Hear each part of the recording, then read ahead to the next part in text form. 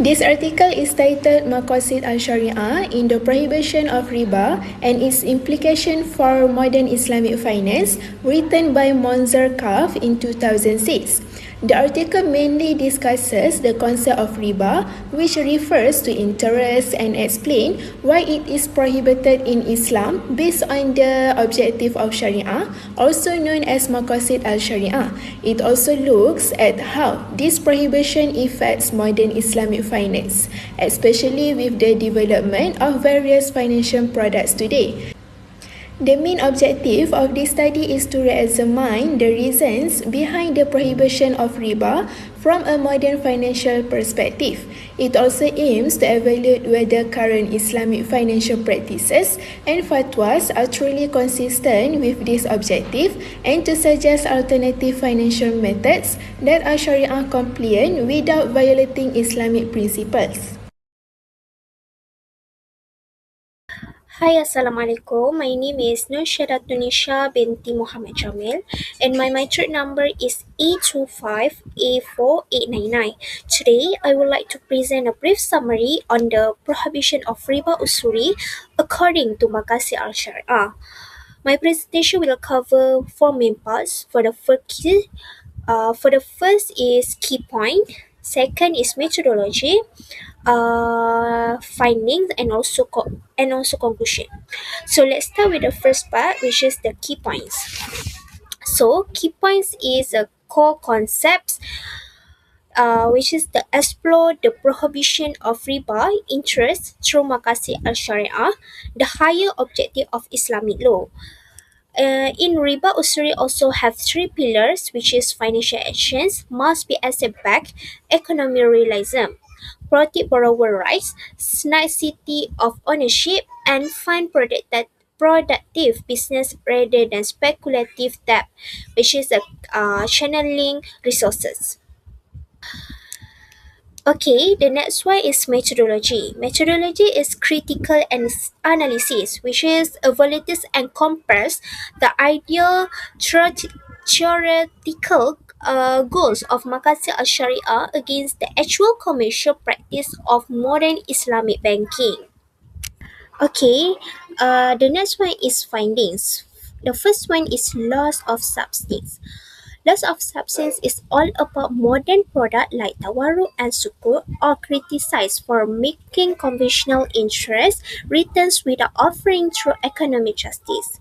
The second one is legal loopholes. Legal loopholes is all about many current Islamic banking practice use constructs merely as an external covering to discuss and restructure interest of debt. The last one is conclusion, which is a paradigm shift. The Islamic finance industry must stop reverse engineering conventional product.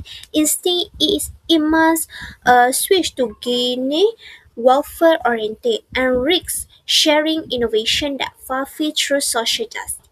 That's all from me. Thank you. Assalamualaikum and good morning.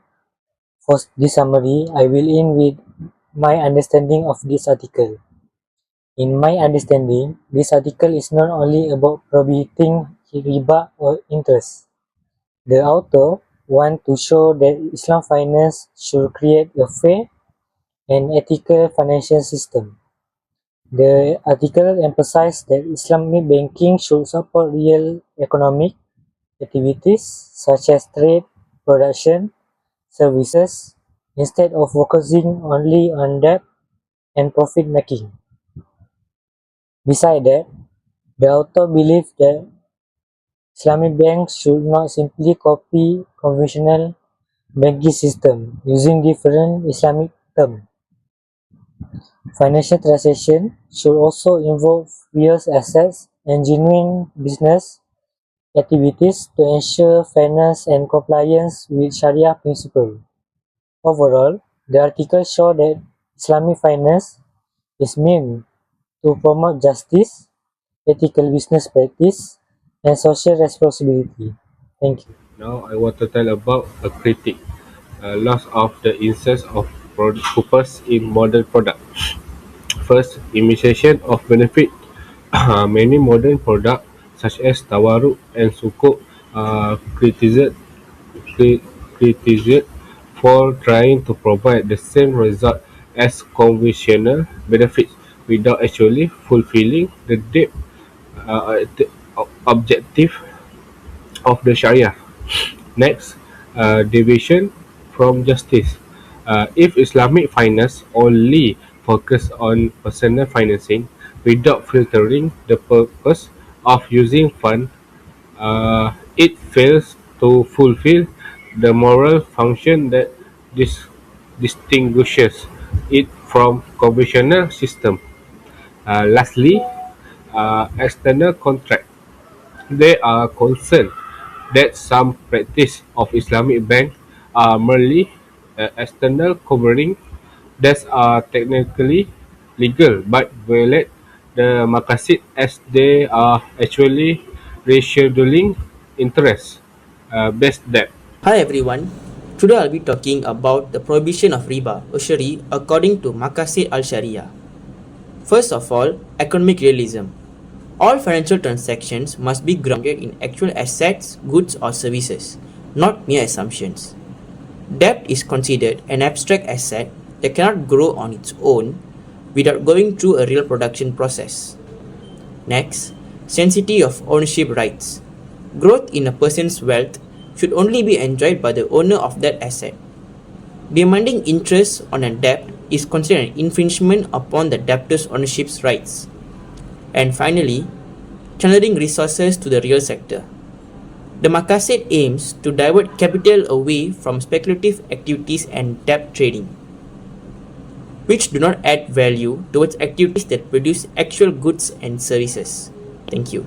Assalamualaikum and good day everyone. This article is closely related to what we learn, especially about riba, its prohibition in Islam and the principle of Islamic MUAMALAT. The riba is strictly prohibited in all form because it leads to injustice and exploitation in financial transactions. The article Monzan Kaf explained the Maqasid al-Sharia behind the prohibition of riba. This helps us understand why Islamic finance avoid interest-based in system and instead use real asset-based and ethical transaction. It also relates to Islamic financial contracts such as murabaha, mudarabah and musyarakah and also ijarah. These contracts ensure that transactions are free from riba, gharar and ma'isir, and then they focus on risk sharing and fair dealings. In addition, the article highlights the reason behind the prohibition of riba, such as preventing exploitation, promoting fairness and encourage productive economic activities. Thank you and that's all. Next, the implication of modern Islamic finance is that loans should remain personal and non-profit oriented. According to the article, loans in Islam are considered a form of mutual help and social responsibility, not a business activity to gain the profit. The purpose of lending money is to help people who are facing financial difficulties. The second implication is that Islamic financial product must follow the objective of Sharia. Even though some financial contract may appear legally acceptable, they may still contradict Islamic principle if they only imitate conventional interest-based financing. The third implication is that Islam finance must always be asset-based. Next implication is the reduction of speculation and economic injustice. The prohibition of riba discourages debt trading and speculative transactions that only transfer wealth without creating real value. This activity can cause unfairness and widen the gap between the rich and the poor. Next implication is that the prohibition of riba encourages Sharia-compliant finance innovation. Islamic financial institutions are encouraged to develop alternative financing methods such as musyawarah, mudarabah, ijarah, and sukuk. This means every financial transaction should involve real asset, good or service. Islamic finance does not encourage artificial financial activity or excessive speculation that are disconnected from the real economy. Good day to our lecturer and my fellow classmates. My name is Nityasri Rajagopal and my metric number is A25A4890, and today I will be conducting our team's presentation on Monzer Kaf's article regarding the Maqasid al-Sharia in the prohibition of riba. To tie everything together, this paper fundamentally challenges how we look at modern Islamic finance, as my teammates highlighted in the introduction and critique. The prohibition of riba is not just an arbitrary legal restriction, instead it is deeply rooted in economic realism. Islam demands that financial transactions must be tied to actual assets, goods and real production, not treated as an abstract commodity that generates money on its own through debt trading. Through our critical analysis, we observe a glaring gap between theory and modern practice. The author rightly critiques the current Islamic financial industry for suffering from a loss of the essence of purpose. Many modern products, such as certain structures of tawarruk and suku, are being criticized because they engage in what we call the imitation of benefits.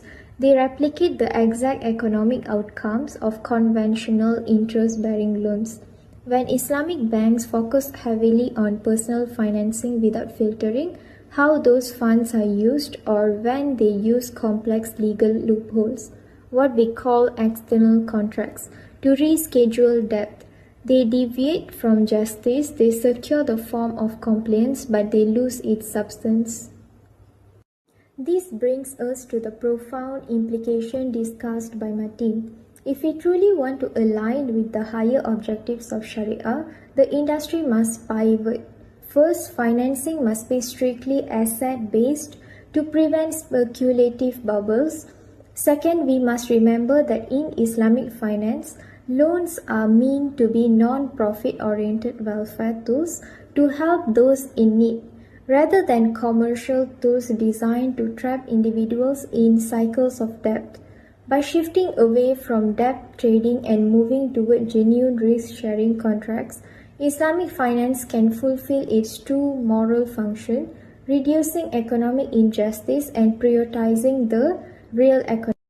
In conclusion, our group's final takeaway is that compliance should never be a cosmetic exercise. For Islamic finance to remain relevant and truly distinct from conventional banking, it must foster genuine ethical financial innovation. It must move from a mindset of legal loopholes to a mindset of absolute fairness, justice, and social well-being.